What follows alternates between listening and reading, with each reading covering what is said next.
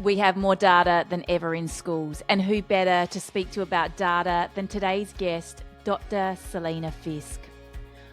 What I really appreciate about Selena's work is how empowering and incredibly practical her approach feels, helping schools move beyond overwhelm and use the data they already have with greater clarity, confidence, and purpose. Selena, welcome to the Right Now podcast. Thanks so much for having me, Anita. I'm looking forward to this chat.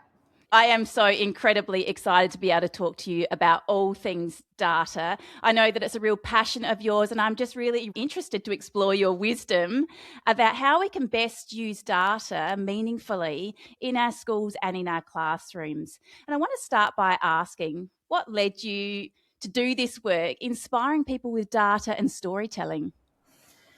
Yeah, so it started for me when I worked in the UK. So I went from teaching in Australia, having only ever really been trained in my undergrad degree in writing assessment, marking assessment. So data was not even on my radar when I first started teaching. And then I went into the UK into a high stakes environment where my performance as a teacher, middle leader, and then a senior leader was essentially judged by whether or not we hit targets at the end of a 12-month period. So I'm secondary trained. And so you kind of might wonder why I'm doing this work now, because I saw these really negative impacts of it around the workplace culture was really negative. People were essentially doing whatever they could to hit a target, really just focused on a number, not a young person. And so I could kind of see all of these negative things happening. And then at the same time, I was using data in my classroom with my students to support teachers that I worked with, to make improvements, to celebrate growth and success.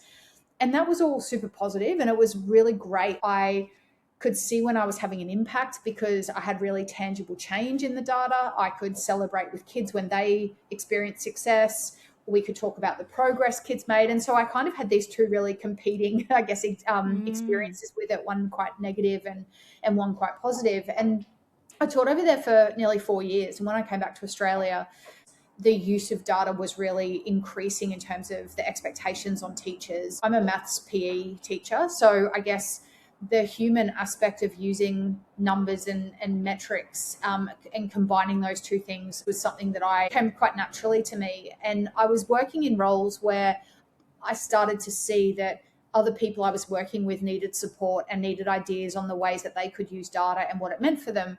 I taught for 16 years in secondaries, and then kind of got to this tipping point where I was getting a lot of opportunities to do consulting work outside of my school. Yeah, here I am, and I love what I do, and I've been doing it now full time for kind of 7 years-ish. And yeah, I'm just empowered by the people I work with and enthused by the people and energized by them. We just have so many amazing people working in our schools, and I get to work with them every day. So yeah, I feel like the luckiest person ever. I'm just so inspired by your ability to bring data to life in a way that feels really meaningful. One thing that really stands out for me is a quote that I heard you say. What I love is your human-centered conversations around data. You said, if kids are not benefiting from the time we're spending looking at this data, it's a waste of our time. And as a teacher, gosh, that really resonated with me. Can you share your thoughts on this?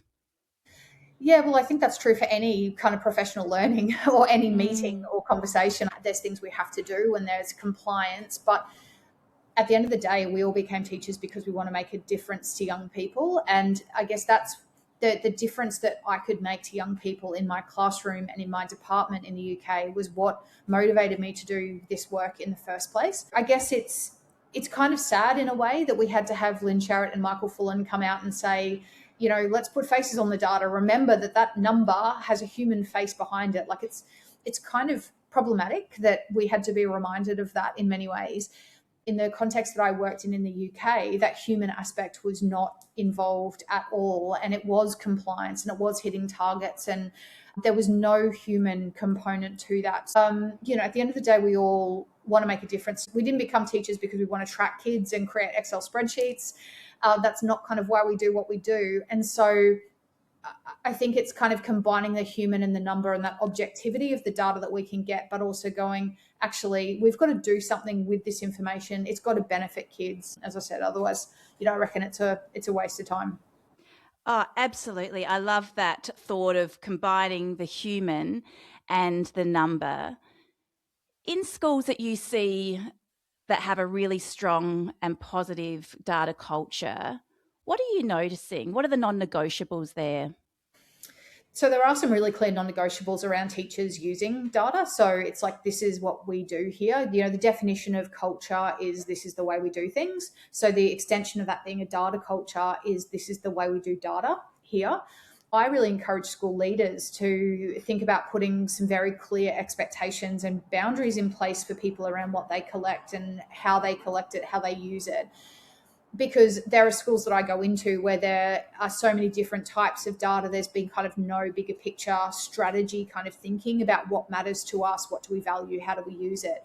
So schools that have a really good data culture have a very clear plan for what they want people to be doing. So rather than kind of saying, well, we want you to be using data in your year 4 class or in your year 7 maths class, they have like a data plan that actually outlines in your year 4 maths unit, this is the data that we value, this is what we're going to be collecting, and this is how we're going to use it. And so the school actually supports people by kind of putting those structures in place. They also have really solid training and support for teachers to build capacity. I talk a lot about our data literacy, and our data literacy is not an all or nothing thing. We're not data literate or not data literate. We are, Mm. as teachers, we're actually very data literate when it comes to A to E reporting. We know attendance and we know what's good and low and average. So we've actually got really solid data literacy in some types of data. But if I walk into your school and the school's using Bright Path Writing Assessment or the PAT assessment suite or the Allwell assessment suite, or you're asking me to look at NAPLAN data, if I've never used that information before, there's no way I can use that in a way to support my students. So really good cultures, I guess, are building that capacity of staff. Can I add one more thing? Because it's a really Absolutely. important part of it. And that's around the collaboration. So, really good cultures don't expect that data is owned by a handful of people.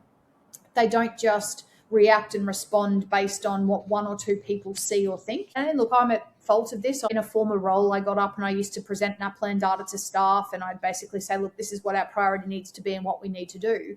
We actually have learned and we now know that that's not the best way to use it. It's far better when we're sitting in a teaching team or we're sitting with colleagues saying, this is the thing that I'm seeing as most important.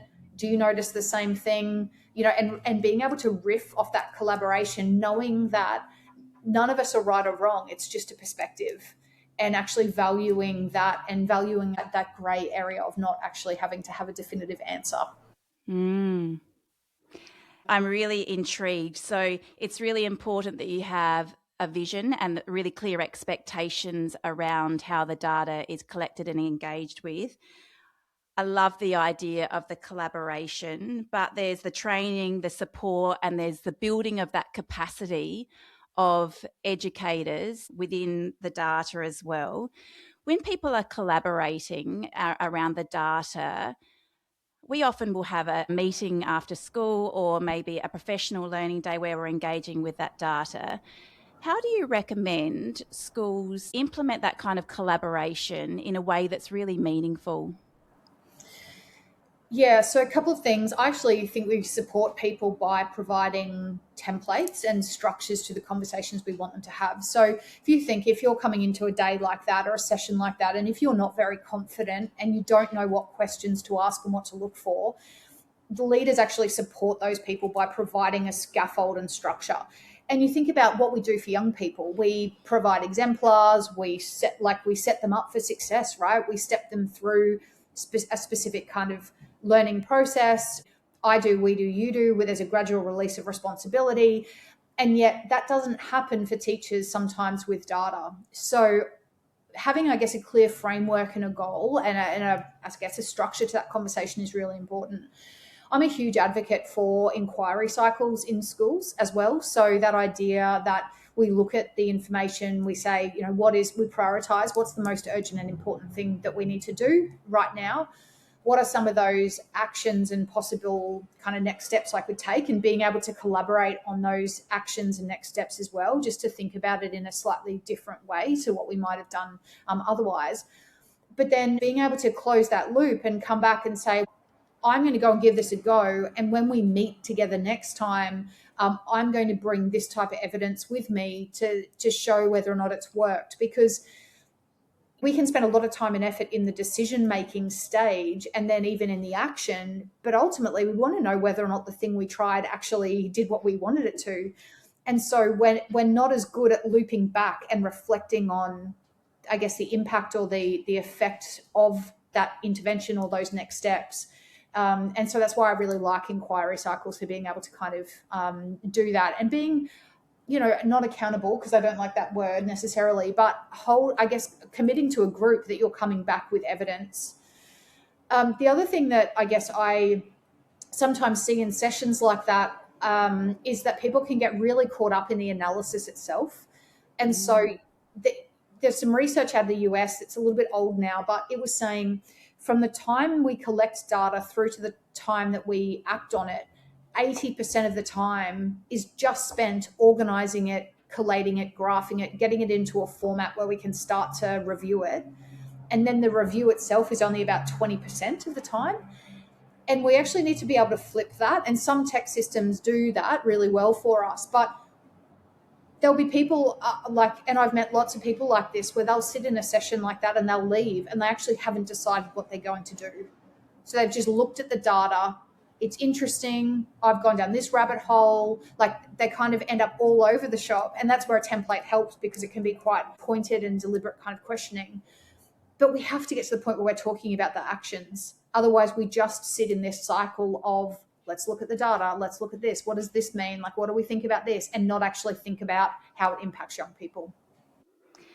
I really love the idea of that really clear vision with the inquiry cycle and closing the loop, because as you say, sometimes we'll engage with data, we can sometimes set ourselves goals, and it's sort of left, and then do you move on to the next kind of meeting or the next year. So I love that idea. When schools are doing that really well across a year, I guess they're really clear with mapping out the assessments, when they'll come back to it again. As a teacher, that feels really exciting, because this is when the assessment will be, this is when we'll come back to it. So you're kind of clear in your mind about where you're headed and when you're going to revisit it as well.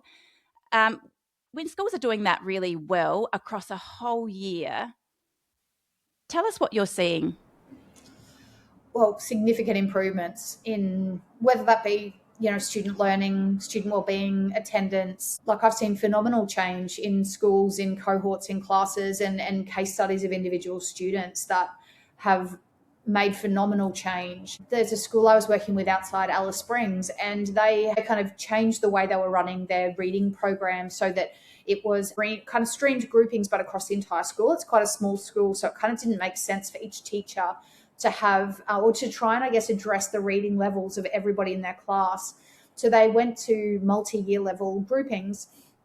And there are students in that school who were making above the expected amount of progress for the year, who were only coming to school 30 to 40% of the time. Wow. But because when they were coming into a reading program that was at their level and was meeting them at their point of need, the school were able to go, okay, well, the narrative is always about how do we get them to school more? How do we get them to engage more? And so that had been their focus, and it obviously needed to be. But at the same time, they're like, hang on, we can actually see this phenomenal growth that these young people are making. So rather than constantly being at them about their attendance, we can celebrate this growth and movement with them. And that's just a handful of students in one school. But it's stories like that are actually really powerful for the teacher. Like, when we know we're having an impact, that for me, that little fist bump moment of being able to tangibly see the change, like, it's awesome to celebrate it with kids, but it's also just so affirming to go, oh, I've spent all this time and effort. My job's hard. Like, I'm always tired. There are so many things on my to-do list, but I actually feel like I'm getting somewhere. And that's the other part of this that I think is just awesome for teachers to be able to see that and to be able to talk about it, and also to celebrate it with students. Yeah, and how empowering to be able to use that data and then to celebrate that success with the children and potentially their families as well. What do you recommend to teachers as far as using data within their classrooms? What have you seen that makes the biggest difference? The research tells us, and my experience, and when I work with schools, I definitely see that it's formative activities, right? So we know that summative assessment and summative data is useful, but it's big, it's a ballpark figure. It doesn't tell us specifically what students need from us. Mm, Whereas a pre-test, post-test, ongoing quizzes, whatever it might be, those much smaller, lower stakes activities as a classroom teacher are much more teachable, I guess, because I can start to see trends that exist in specific questions, criterion, might be text types. And while you can use any of the big kind of standardized assessment like PAT assessment, NAPLAN assessment, you can use those to inform it. It's got to be supplemented by that day-to-day, more teachable kind of actionable information that's relevant to the topic that you're covering at the time. I will add to that, like, this is not about collecting data for data's sake. It's mm. about finding something that's really manageable for you and that you can do in, I guess, your ordinary kind of lesson time or work day. Obviously, I'm secondary trained, but for me, any of that formative data collection. So I was in maths, I was looking at even homework completion, quiz results. I had goals that students had set. I had this whole spreadsheet, as you can probably imagine, but I had this whole spreadsheet of tracking this lag versus lead data and going, well, are Mm. behaviors kind of matching where they were before and what they're aiming for? But the reason I'm kind of sharing that is because in that context, other than doing the export at the beginning of the year and getting that data into a spreadsheet, which didn't take me too long to do, I didn't enter anything into that spreadsheet outside class time.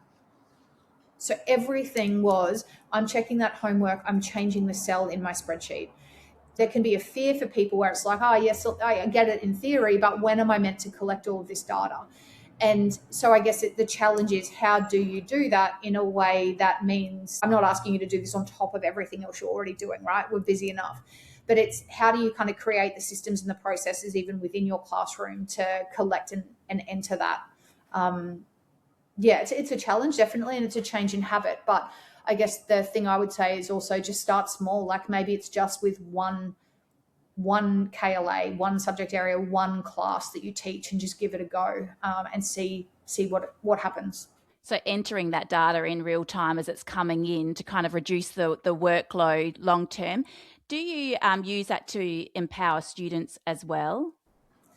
Yeah, so obviously there's a lot of formative activities that we do that we would never put into a spreadsheet either. So Mm, one of the common examples I use is, we often check for understanding using either the number of fingers we put up, or we do thumbs up, middle, and down. Like, I'm obviously not pulling out my laptop and entering that into into a spreadsheet. But there will be some things that are more deliberate, like homework completion. And as a PE teacher, it was bringing uniform. In theory lessons, it was like a writing sample that I would kind of grade or give a general traffic light kind of color to. It's about what success in that subject area look like, and then what's the data that's most meaningful for that. My fourth book is called Data Informed Learners, because there mm. is so much value then in being able to say to a student, look at all of this amazing work that you've been doing. Like, maybe historically they've struggled with the subject, maybe they haven't had a lot of success, but we can use their success in those smaller activities as a way of really boosting their confidence or helping them see that they're making progress. And equally, I think of one student I taught, his name's Cooper, and he struggled with maths. He probably struggled more with engagement. He could certainly pass maths and was quite capable, but he was very disinterested. And so he came to me and he said, well, I want to pass maths. So my goal is to at least get a C minus. I want to be a bit higher than that. And then for Cooper, he then proceeded to do no homework. And so Ah, obviously there were consequences for that. But I was using the data with him to say, well, hang on, your habits are not actually matching what you've said that you want to achieve. And historically, you found maths a bit tricky. So it's like there was just that constant conversation with him about building habits that were positive and productive and were going to lead to success. Yeah, 100%. And even though that's a secondary context, I have in my book, I have lots of examples of primary school where even at a kinder prep year one level, teachers are able to write little goals for students. And, it expands our concept of what data is, but it could be, one of the photos I use in my book is there's these little turtles on a wall and the student's goal is to be able to count backwards from 20 to 1. It's like, well, that's data. That is a success criteria that the student and the teacher can then go, yeah, awesome. Show me how you can count back from 20 to 1. The kid goes, gold. I've mastered that. I can move on to the next thing. So we can do it in a way that's age appropriate for everybody, as long as we're also broadening our understanding of what data might be. I love the idea of a visual to really inspire students with their learning and growth. What does the research tell us about students engaging with data in a really meaningful way so that it inspires them rather than sets them up to think, oh, I'm just not good at that? What does it tell us, and what can we learn from that? What can we be doing in our classrooms? It's actually a really good question because there's very mixed research on sharing data with students, mixed but also very limited. So a lot of the research around it actually speaks to teachers about their perceptions of sharing data with students. And this is what my doctorate was actually on. So I looked at the types of feedback students were given, but also the comparison that they were given. So were they compared to the criterion? Were they compared to themselves and what they had done previously? Were they being compared to their cohort and given a position in the cohort? A lot of the research, when it's teacher led, is quite fear oriented. Like, what about those students who are constantly low? What if it knocks somebody's self confidence or self esteem? And then there's a little bit of research, and what kids start to tell us is, for starters, I already know where I am. Like, I generally, if I'm strong or not, I have a general idea of where I'm positioned. I had very clear distinctions in my data sets. So teachers in my doctorate did demonstrate real fear and concern around sharing, and I had remarkably positive student responses. I had one student out of 40, and it's obviously like not a massive sample size, but I had one student out of 40 show any concern about comparison to her peers. And the reason she was concerned was because she said, I'm currently the dux of two, it was a senior student, I'm currently the dux of two subjects. I'm actually not that worried about whether or not I get dux, but my best friend really desperately wants it.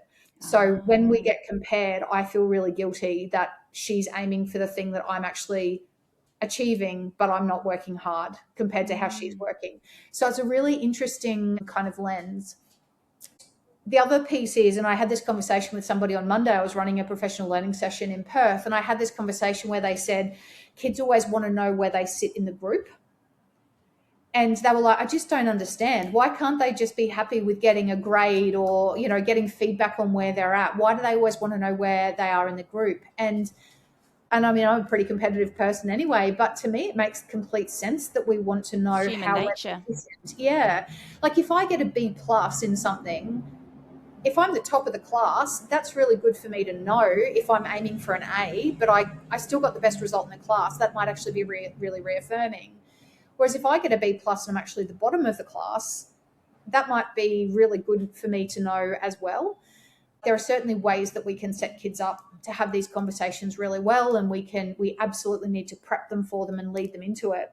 And equally, the earlier we start them with these conversations, really low stakes, low level information about their achievement or their whatever data, whether it's wellbeing, attendance, or learning analytics, but we actually start to build their metacognition of themselves as a learner, and they build that and they learn that early, as opposed to waiting to secondary where maybe it's just thrown at them. So I definitely think that the earlier that we can start these kind of smaller conversations, the better.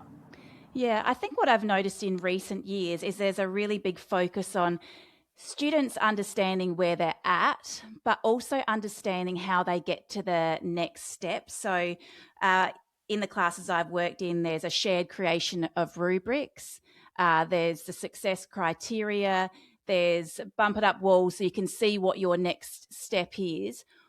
What are some things that you're seeing in classes that really motivate students to know what their next steps are?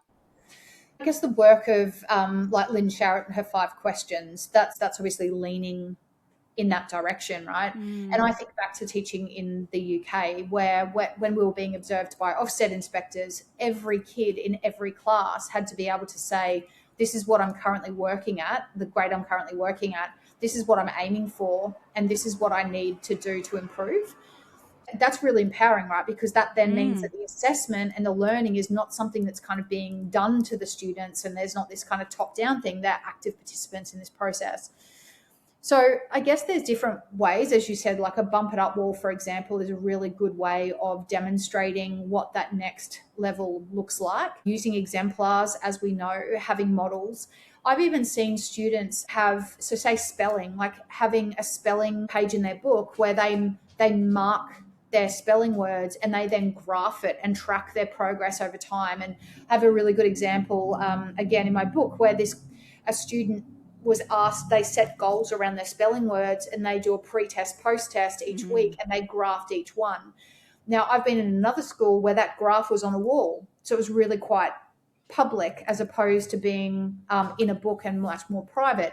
It kind of doesn't matter which angle you take, but and you can't do this for everything, but it's just that opportunity to go, how do we make this more visible? Um, whether it's like success criteria and students tick off the success criteria that they feel they can demonstrate as they progress through a unit, or that in secondary, I've worked with people who've had traffic light system and a page that has gone into a OneNote or a hard copy into a book, where at each core skill for the unit, students are traffic lighting how they feel they're going on that particular topic or aspect. Again, this is kind of broadening the understanding of what data means, but there's lots and lots of different ways like that we can start to bring that into the fore and start to have those conversations with students and go, well, you've said you're green for these couple, but what are we doing about the red categories? And how do we then use that to guide revision, practice, next steps in the classroom, whatever it might be. I love the idea of the traffic light. I've used it quite a lot in my classroom, and it's linked to the curriculum outcomes. And they can see, particularly if you do a pre-test and a post-test, how far they've come for each of those outcomes, which is really empowering, as you say. How do we bring parents along for the ride? You say that students really want to know exactly where they're at, and that's some of the feedback that I get from parents as well. We just want to know where our child fits in the class. When schools are doing that really well, what are you noticing? Yeah, and it's very different between primary and secondary. So Yes. in the secondary context, it's visualization dashboards with data where parents have actually got to log in. And I was in a school where we rolled out that dashboard to students and to parents for the first time. And there was a real fear and concern from the school about what's going to happen when they can see it all in the one place. And the response we actually got from kids and from parents was, wow, this is awesome information. Like, this is so Mm. good to be able to see our progress over time. In primary, it's obviously really different because we don't want, like, generally the schools I work with, they're only doing that dashboard view from about year 5 onwards if it's a year 5 to 12 kind of school. So that's probably the threshold for me where I think that that's probably healthy and accessible and understandable for young people. I mean, the most obvious one, we do it all the time. You know, we almost tell a data story in a parent teacher interview, right? We highlight the examples of good work. We might show progress, like even writing samples, you know, the difference that a young person is writing, we're recording this in April versus how they were writing in January or February. Like, it's going to be visibly different. And I got better at this later in my teaching career, but holding on to work so that I could show students what they were doing, you know, 6 months or a year ago. Oh, it's so powerful, isn't it? That So before and powerful. after. It's so exciting going to a parent interview and being Yeah, able to share that and yeah, share it with a student there as well, potentially. for sure, for sure. And we can do that from spreadsheets as well if we do collect Mm. the formative activities and data in there. I mean, I used to, at parent teacher interviews, I'd have my very nerdy spreadsheet, lag and lead and goal setting and all of that. Mm. But then at a parent teacher interview, it actually made my job easier to share that data with them because I would, in the table, I would just filter out every other student and then I would just have the student's name. So I had a table of all of my data that I'd collected on them. And so that was the conversation that I had, and that would guide the conversation. And then I could use obviously samples to show the parents and the students as well. That's also really useful in emails. Like I would screenshot that part if they weren't, like the Cooper example, wasn't doing his homework. I'd just get Cooper's line, remove everybody else, screenshot it, send it home to Cooper's mum and go, look, this is where we're at in terms of homework. And obviously these habits are not going to lead to him being very successful. So it's again, it's kind of how do you do this and use data in a way that's, helping us to work smarter, not harder, I guess, and make it more visible to every stakeholder.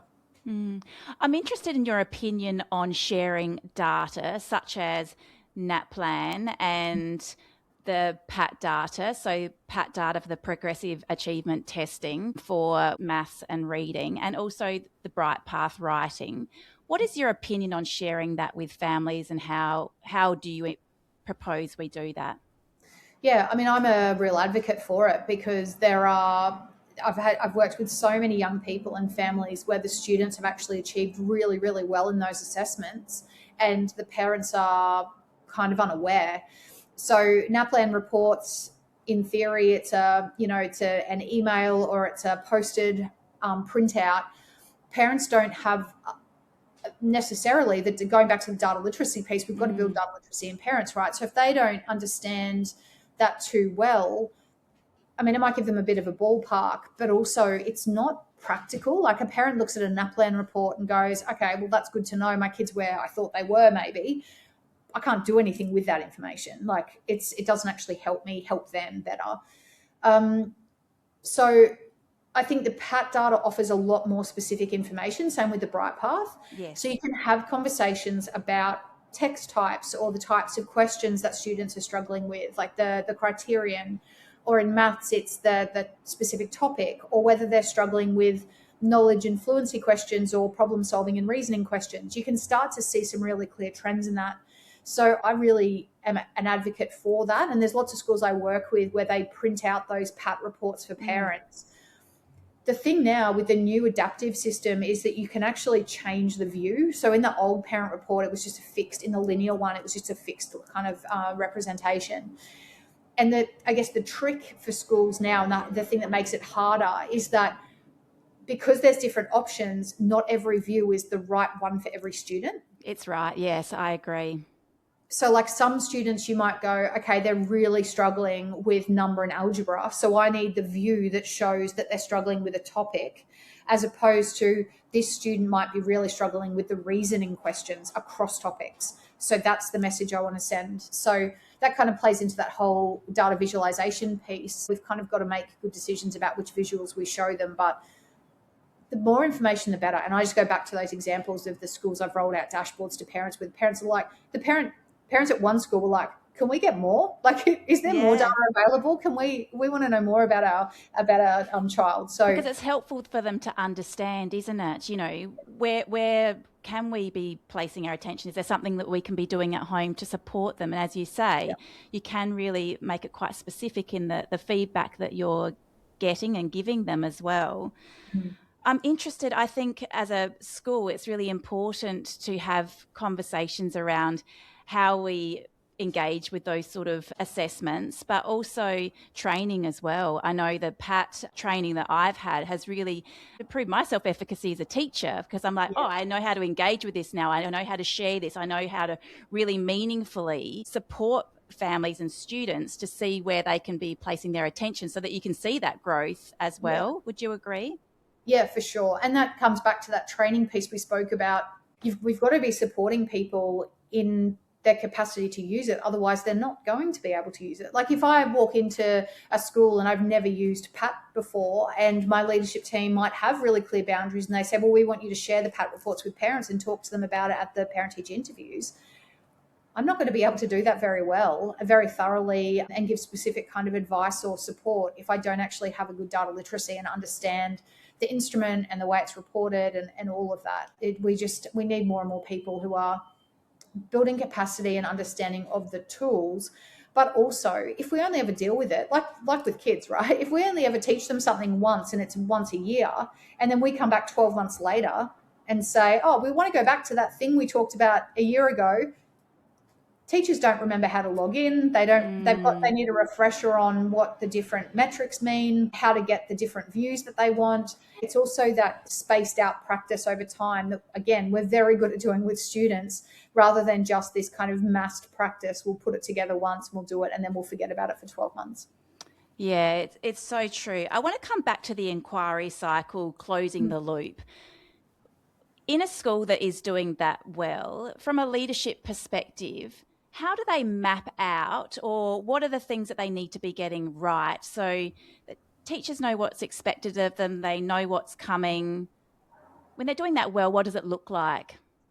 Yeah, good question. So for me, they're about 6 month cycles. So you would do two in a year, because by the end of semester one, you've had enough time to work on whatever it is you're kind of focused on, and it's kind of time for a change. Like, people generally want to do something different by that point anyway. To do it well, again, it's templated, so it's very clear. Like, this is your first meeting, these are your catch-up meetings, and there's a template for those, and then there's an end of the cycle type meeting, and it's very clearly outlined before the process starts. Like, the cycle that you use is less important than the setup. There's the Timperley spiral of inquiry.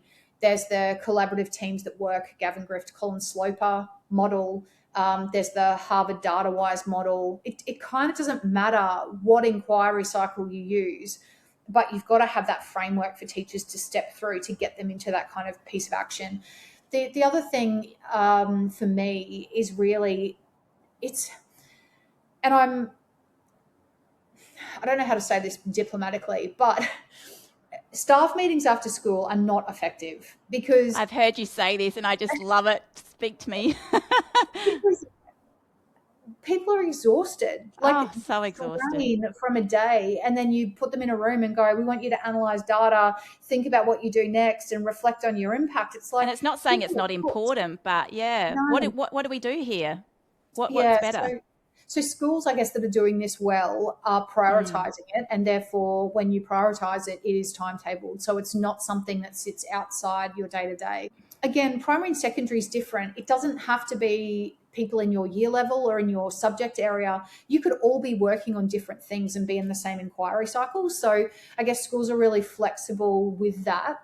Because I could be working in my class trying to improve purpose and audience in a writing task, but you might be in a maths class trying to improve something related to stats and probability. And it Mm. actually doesn't matter, because it's the process that we're going through as professionals, thinking, okay, what's my data telling me? What are some possible actions that I could take? And then how am I going to know whether or not it's had the impact? And so there's that very clear cycle. I'm very conscious that I'm giving you long answers today, but the other thing I is love it. then accountability to the process and the prioritization of the time. Like, if that thing, when life gets busy, if that's the thing that is the first thing to get dropped, what's the messaging to staff is very clear. Like, this is important when we want it to be important, but it's not as important as we kind of are saying, were saying it was.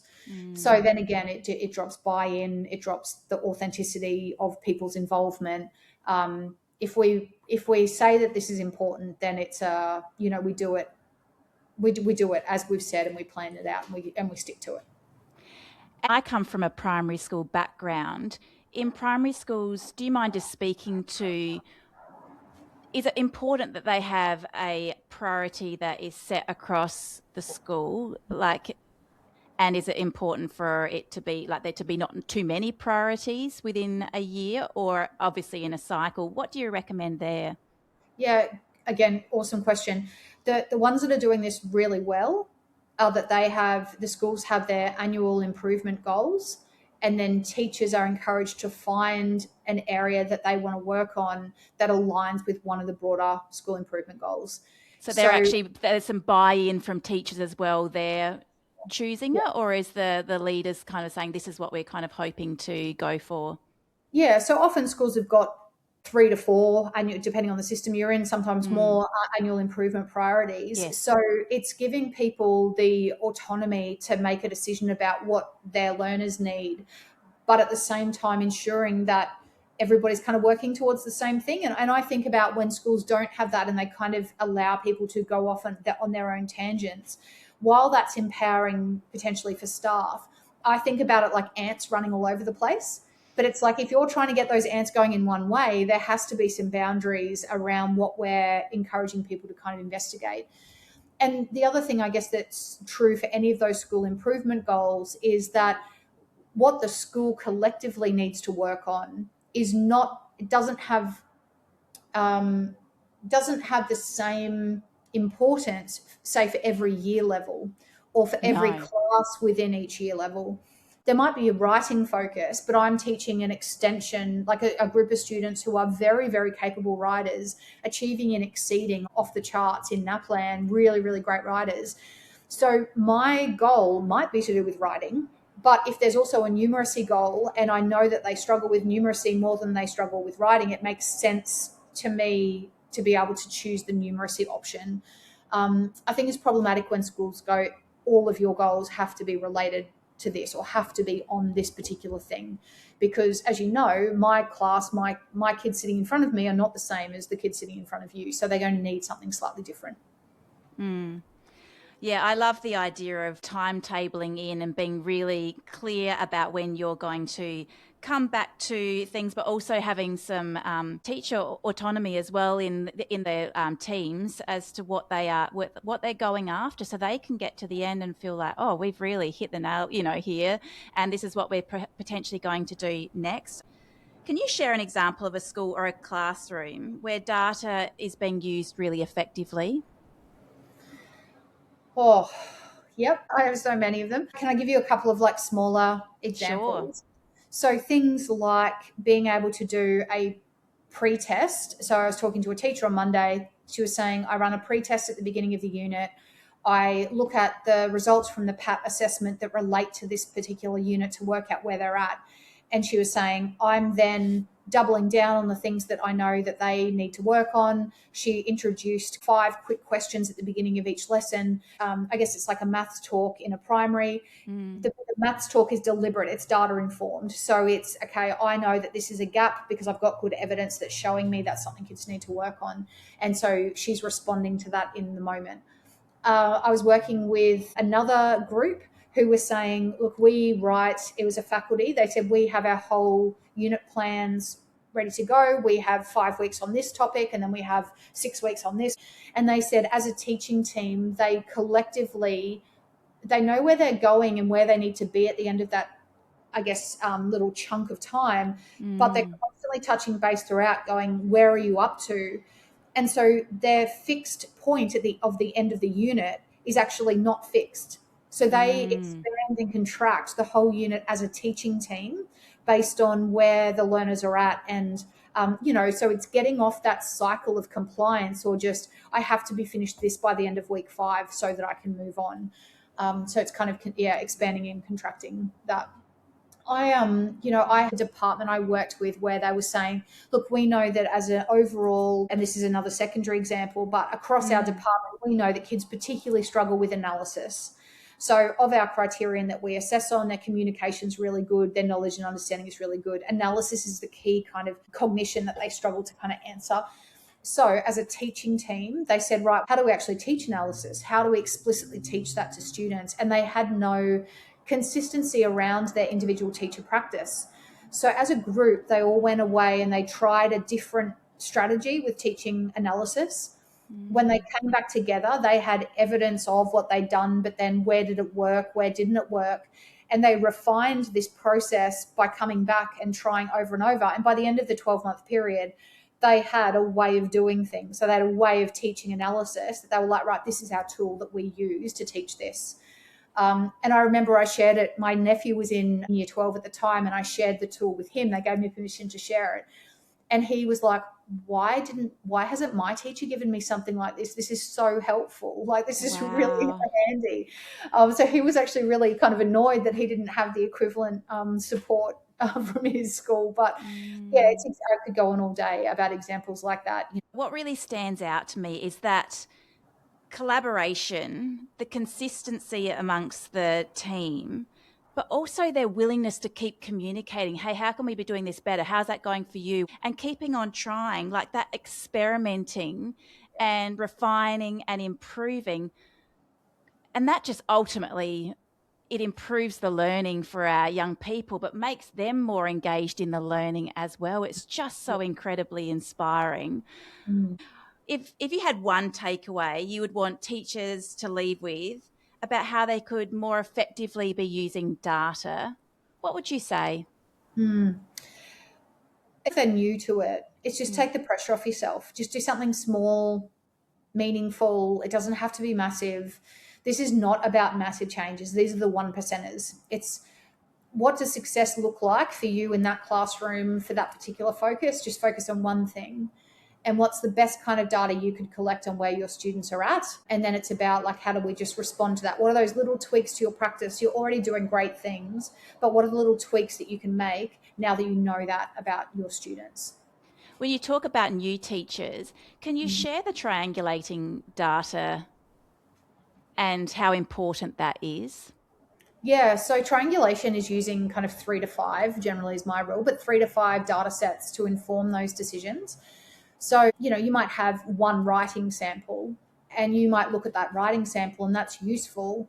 But we also know that students don't perform at their peak every time. So we've got to have multiple examples of student work. So it could be that we look at a NAPLAN writing response, or we have a Bright Path sample, or we have other examples of work, maybe from other subjects, but in a different book. So we're drawing on the information to look for those common themes, and then being able to say, okay, well, the common theme is cohesion, the common theme is paragraphing, the common theme is purpose and audience, whatever it might be. And then that's where it becomes teachable. That's when you can then start to go, okay, well, this group of students need this single student needs this, or collectively as a class, I know that I can now go and explicitly focus on that thing, and that's going to benefit them all. It's so powerful when you're giving a grade as well, isn't it? When you're able to use that triangulation. From a whole school perspective, we have so much data. What is your advice about how it's accessible, but also where it's stored so that it is really easy for people to engage with? I really advocate for data democracy, which is the ability for people to be able to access the data that they need. And I'm not going to name any systems, but some systems make it much trickier than others for people to access the information. Some make it quite easy and they have really good systems in place. But even internally, it's having access to things like, yes, NAPLAN data takes a little while to come back to us. And that's obviously a limitation of it. But we get back every writing sample that students do in NAPLAN in those exam conditions. So we've got access to that information that we can use, but there's lots of places that I work with where that information is locked down or it's kind of protected by a handful of people in the school. And so if we want people to be using multiple sources of data, but we're saying, well, we're not allowing you to access one of them, then that's not helpful either. I really advocate for that open use for people, not obviously like sensitive information about young people, but learning analytics, also well-being information, again, not kind of sensitive notes and information, but we've got to be able to look at the student as a whole. And many systems in schools still really disconnect our well-being data from our learning analytics.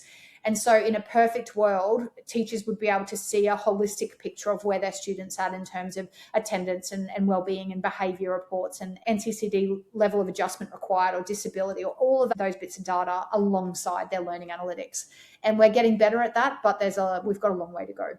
Yeah, I think as a teacher, it's so helpful when you work in a place where the data is really easy to access, because it makes you be able to use it more effectively. It has just been such a pleasure talking to you, Selena. I feel like I've learned so much. I've loved reading your books. I love listening to your podcast. I find data intriguing because I love it, but I want to be better at using it because it makes you feel so much more empowered as a teacher and so much better at your job. So thank you so much for the work you're doing.